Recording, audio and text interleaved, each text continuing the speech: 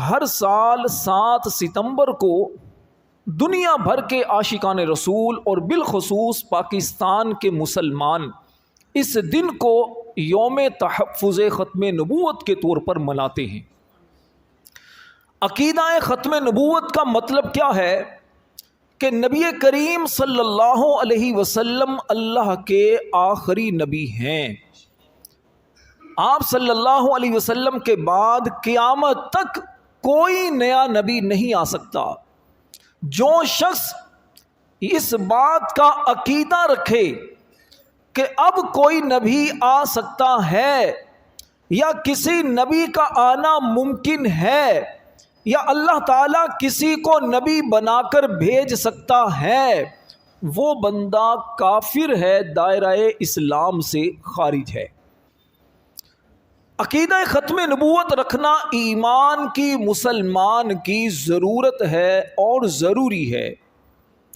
جو بندہ زبان سے کلمہ پڑھے لا الہ الا اللہ محمد الرسول اللہ، لیکن اس بات کا بھی عقیدہ رکھے کہ اب کوئی نبی آ سکتا ہے، کسی بھی طرح کی نبوت کا قائل ہو، ذلی نبی کہے، بروزی نبی کہے یا کسی بھی نام سے وہ نبوت کا اقرار کرے کہ اب کوئی نبی آ سکتا ہے، تو وہ دائرہ اسلام سے خارج ہے۔ کلمہ پڑھنا اصل ایمان نہیں، کلمہ پڑھنا کمال ایمان ہے۔ اصل ایمان یہ ہے کہ دل کے اندر نبی کریم علیہ السلام جو کچھ رب کے پاس سے لائے اسے ماننا، دل سے ماننا، زبان سے اس کی تصدیق کرنا، یہ ہے اصل ایمان۔ کلمے کے اندر دو چیزیں ہیں، لا الہ الا اللہ، اللہ کے سوا کوئی عبادت کے لائق نہیں، محمد الرسول اللہ، محمد اللہ کے رسول ہیں۔ اس کے علاوہ ضروریات دین میں بہت ساری چیزیں ہیں، سب پر ایمان لانا ضروری ہے۔ اب میں آپ سے اگر چھوٹا سا سوال کروں، ذرا یہ بتائیے کہ جس کے گھر کے اندر قرآن کریم ہو، کیا وہ بندہ گارنٹی ہے کہ وہ بندہ مسلمان ہوگا؟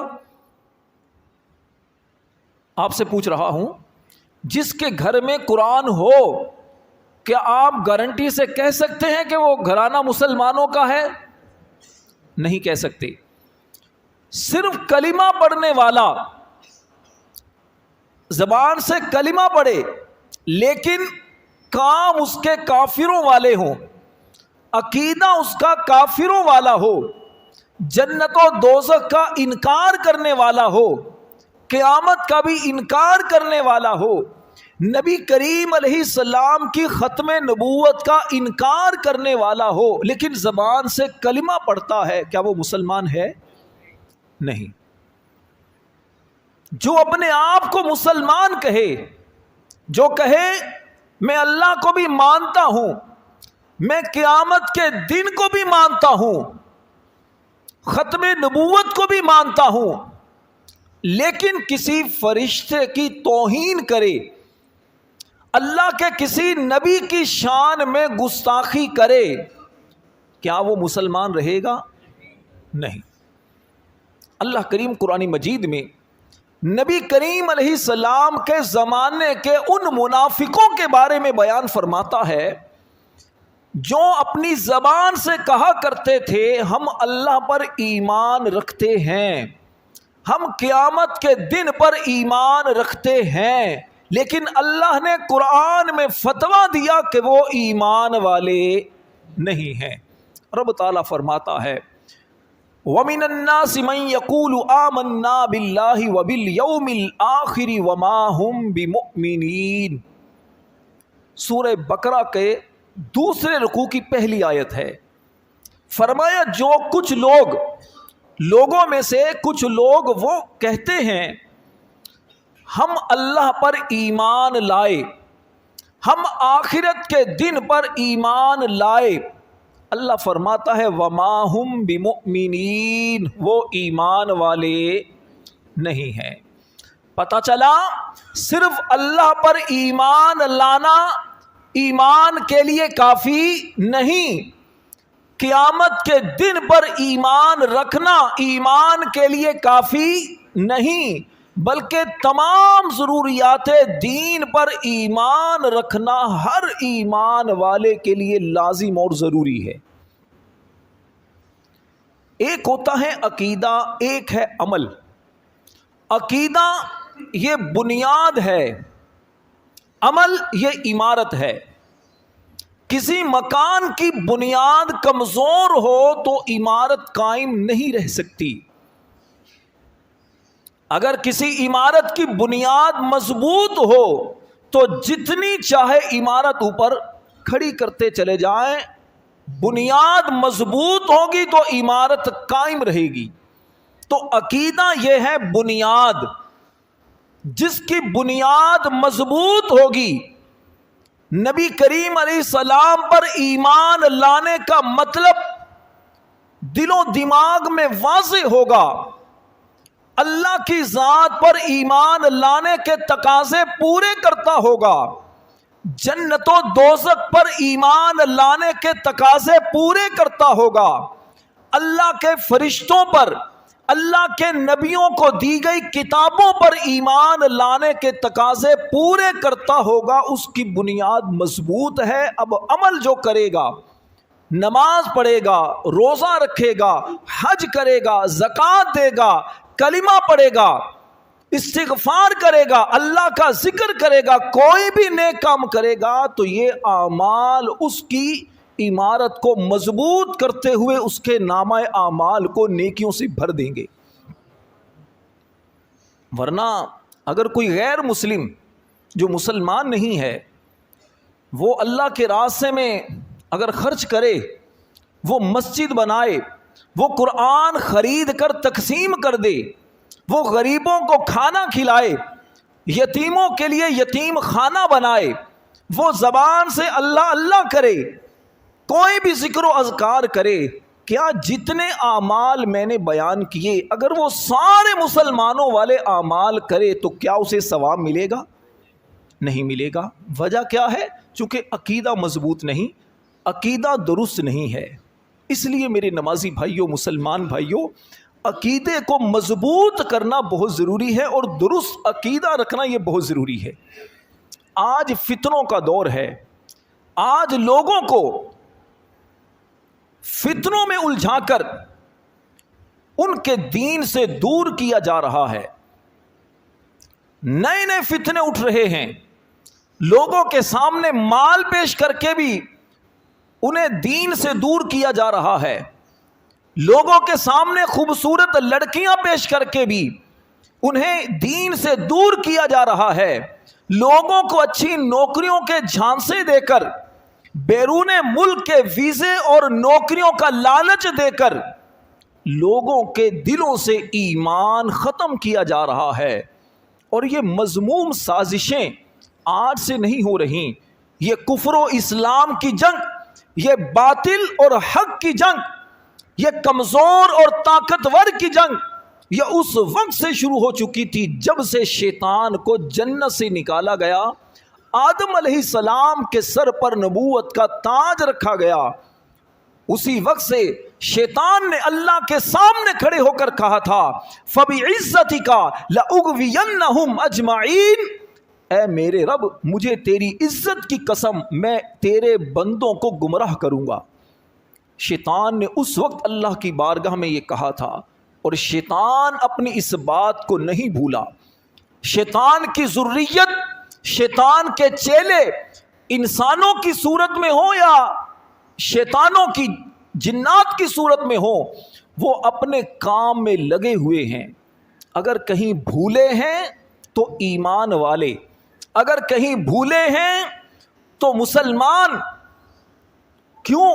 کیونکہ جب یہ علماء سے دور ہوئے، جب یہ مسجدیں جو کہ ایمان کا مضبوط قلعے ہیں، جب یہاں سے دور ہوئے، جب انہوں نے قرآن پڑھنے کی بجائے ناولوں کے اندر تسکین ڈھونڈنا شروع کر دی، جب انہوں نے اللہ رسول کا نام لینے کی بجائے گانے گنگنانا شروع کر دیے، جب انہوں نے خانہ کعبہ کو، قرآن کو، ماں باپ کے چہرے کو، علماء کی زیارت کو اپنی آنکھوں کا نور بنانے کی بجائے معاذ اللہ ثم معاذ اللہ فلموں کے اندر، انہوں نے فلمی ایکٹرز کے اندر، عورتوں کو دیکھنے کے اندر، فحاشی اور یعنی بدنگاہی کے اندر اپنی آنکھوں کو بالکل بے لگام چھوڑ دیا، تو نتیجہ یہ ہوا کہ شیطانی چیلوں نے ان پر قابو پایا اور پھر ان کا ایمان بھی خراب کیا، ان کا عمل بھی خراب کیا۔ میں نے گزشتہ جمعۃ المبارک بھی بیان کیا تھا کہ ہمیں حقیقت کو تسلیم کرنا چاہیے، اور موجودہ دور کی ایک حقیقت یقیناً مہنگائی ہے، یقیناً غربت کے اندر اضافہ ہے۔ میرے نمازی بھائیوں، میری ایک بات کو یاد رکھ لیجئے گا، غربت، مہنگائی، بے روزگاری کے 3 بڑے نقصان ہوتے ہیں، 3 سائیڈ ایفیکٹ کہہ لیں یا 3 وار کہہ لیں جس سے ہمیں اپنے آپ کو بچانا ہے۔ ایک نقصان یہ ہوتا ہے کہ لوگ اپنی عزتیں فروخت کرتے ہیں، فحاشی کی طرف چلے جاتے ہیں، پیسہ ملنا چاہیے، راشن ملنا چاہیے۔ دوسرا نقصان یہ ہوتا ہے کہ لوگ مذہب برائے فروخت کر دیتے ہیں، اپنے مذہب کو بیچ کر معاذ اللہ کبھی قادیانیوں سے، کبھی غیر مسلموں سے، کبھی باطل قوتوں سے، کبھی زیادہ پیسے والے لوگوں سے پیسہ لے کر اپنا دین و ایمان چھوڑ رہے ہیں۔ تیسرا نقصان خودکشی کی صورت میں آتا ہے کہ انسان اپنی جان کو ہی ختم کر دیتا ہے، غربت سے تنگ آ کر، لوگوں کے تانوں سے تنگ آ کر، مہنگائی کے سیلاب کے آگے بے بس ہو کر یہ سمجھنا شروع کر دیتا ہے کہ شاید اب میرا دنیا میں رہنے کا کوئی مقصد نہیں رہا، نتیجہ وہ اپنی جان کو ختم کر دیتا ہے۔ ان تینوں چیزوں سے ہمیں اپنے آپ کو بچانا ہے۔ مسلمان کے لیے سب سے قیمتی چیز اس کا ایمان ہے۔ اپنے ایمان کو بچانے کے لیے ہمیں قرآن کو پڑھنا ہے، ہمیں صاحب قرآن آقا کریم علیہ السلام کی تعلیمات کو پڑھنا ہے، نبی کریم علیہ السلام کی اختیاری بھوک کو، آقا کریم علیہ السلام نے اپنے صحابہ کو ایسے موقع پر جو تربیت فرمائی، ہمیں اس کو دیکھنا ہے، اللہ کی بارگاہ میں سر جھکانا ہے، رو رو کر رب سے فریاد کرنی ہے، اپنی اس کمزوری کو ہمیں دور کرنا ہے۔ دوسری چیز کسی بھی انسان کے لیے، چاہے وہ مسلمان ہو چاہے وہ غیر مسلم ہو، وہ اس کی عزت ہوتی ہے۔ اگر آپ کی عزت ہی چلی جائے، اگر آپ کی عزت کو نیلام کر دیا جائے، تو پھر جینے کا مقصد انسان کا ختم ہو جاتا ہے۔ ہاں، آنکھوں سے اگر غیرت ختم ہو جائے، شرم و حیا کا جنازہ نکل جائے، تو پھر وہ اسی بے عزتی کو، بدنامی کو، کپڑے اتار کر وہ گویا یہ سمجھنا شروع کر دیتا شاید میں مشہور ہو گیا۔ عزتدار بندے کے لیے سب سے قیمتی چیز اس کی عزت ہوتی ہے۔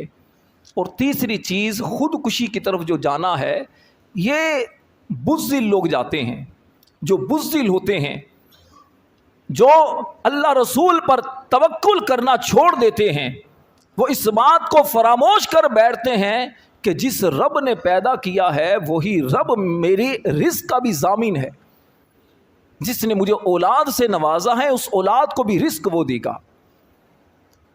تو اس لیے میرے پیارے نمازی بھائیوں، بزرگوں، دوستوں، اپنے عقیدے کا تحفظ کریں، اپنے اعمال کی اصلاح کریں، کوشش کریں اچھے لوگوں میں بیٹھیں، اچھے لوگوں سے دوستی کریں، علماء سے تعلق مضبوط کریں۔ اس دور کے اندر سب سے بڑی جس چیز کی ہمیں ضرورت وہ ہے اپنی نگاہوں کی حفاظت کرنا، اپنی صحبتوں کو اچھا کرنا۔ نگاہوں کی حفاظت کریں گے انشاءاللہ دل میں ایمانی لذت نصیب ہوگی۔ آپ بد نگاہی کو چھوڑیں گے، آپ کو عبادت کی لذت ملنا شروع ہوگی، نمازوں کو دل کرے گا، قرآن پڑھنے کو دل کرے گا، اللہ رسول کا ذکر کرنے کو دل کرے گا۔ آنکھیں دل کی سب سے بڑی مجرم ہوتی ہیں، جو ایسی ایسی چیزوں کو دکھا کر ہمیں ان کاموں پر مجبور کر دیتی ہیں کہ جو کام ہمیں اللہ رسول کی نافرمانی کی طرف لے کر چلے جاتے ہیں، اور آنکھیں ہی دل کی بڑی اچھی دوست بھی ہوتی ہیں، جب یہ اچھا دیکھتی ہیں، قرآن دیکھتی ہیں، ماں باپ کے چہرے کو دیکھتی ہیں، خانہ کعبہ کو دیکھتی ہیں، اللہ تبارک و تعالیٰ کے پاکیزہ ذکر اور پاکیزہ گھر مسجدوں کو جب یہ دیکھتی ہیں تو دل کے اندر سکون کی کیفیت کو پیدا کر دیتی ہیں۔ آنکھوں کو دل کے دروازے کہا جاتا ہے، ان آنکھوں سے جو دیکھیں گے دل میں وہی خیالات آئیں گے، ان آنکھوں سے جو دیکھیں گے دل میں وہی خیالات آئیں گے۔ دوسری چیز وہ ہے اچھے دوستوں کی صحبت۔ اچھے لوگوں میں بیٹھتے ہیں تو آپ کے اندر اچھائی پیدا ہوتی ہے۔ آپ بڑے عزم و ہمت والے لوگوں میں جب بیٹھتے ہیں تو آپ کے ارادوں کے اندر پختگی آتی ہے۔ مایوس لوگوں میں جب بیٹھتے ہیں تو پھر مایوسی آپ کے اندر آ جاتی ہے۔ نیک لوگوں میں بیٹھیں گے نیکی کا اثر آپ میں ظاہر ہوگا، برے لوگوں میں بیٹھیں گے برائی کا اثر آپ کی تربیت میں، آپ کی عادتوں میں ظاہر ہوگا۔ میں نے ایک واقعہ پڑھا تھا، ایک بڑی عمر کے صاحب تھے، بزرگ آدمی تھے، اس کی شادی کسی نوجوان لڑکی سے ہوئی تو اس لڑکی نے کہا کہ میری 3 شرطیں ہیں، 3 شرطیں ہیں، آپ نے اس پر عمل کرنا ہے۔ اس نے کہا کیا؟ کہا پہلی شرط تو یہ ہے کہ آپ اپنے جو بوڑھے دوست ہیں نا، آپ ان کو چھوڑ کر نوجوانوں کے ساتھ بیٹھا کریں گے۔ کہا ٹھیک ہے، یہ کوئی بڑی بات نہیں۔ کہا دوسری شرط یہ ہے کہ جب بھی آپ گھر میں آئیں گے تو دروازے سے نہیں آئیں گے، دیوار پھلانگ کر آئیں گے۔ کہا اچھا، اب ظاہری بات ہے نوجوان لڑکی سے شادی ہونا تھی، تو کہا ٹھیک ہے یہ بھی قبول ہے، یہ کر سکتا ہوں میں۔ کہا تیسری شرط یہ ہے کہ اگر آپ نے دونوں پر عمل نہیں کیا تو ہمارا رشتہ ختم۔